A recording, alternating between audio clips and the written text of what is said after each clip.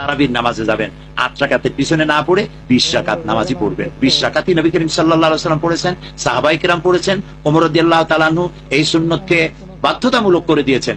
8 রাকাত, সব হাদিস বুখারী মুসলিম সব হাদিস 8 রাকাত।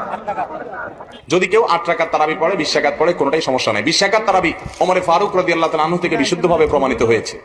আমারে জিজ্ঞেস করছে, হুজুর আপনি কয় রাকাত? আমি বলছি আমি 42 টাকা। হ্যাঁ 42 টাকা। আমি বলছি সাহাবায়ে কেরাম কেউ কেউ তারাবি 42 টাকা তো পড়তেন, তবে রাসূল সাল্লাল্লাহু আলাইহি ওয়াসাল্লাম পড়েছেন কয় রাকাত? কয় রাকাত?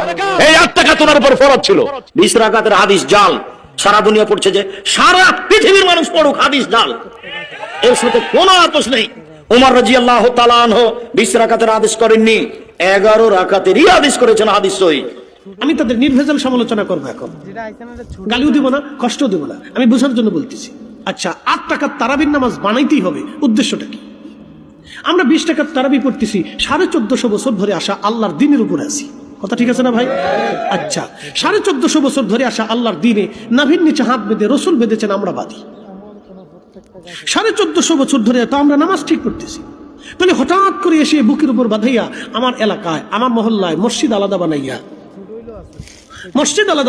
মাদ্রাসা আলাদা বানাইয়া, গোরস্থান আলাদা বানাইয়া, মসজিদের ভিতরে ঢুইকা মুসল্লি বুঝাইয়া বুকের উপরে হাত বাঁধাইয়া, এই ফিতনা বাঁধানোর অর্থটা কি হতে পারে?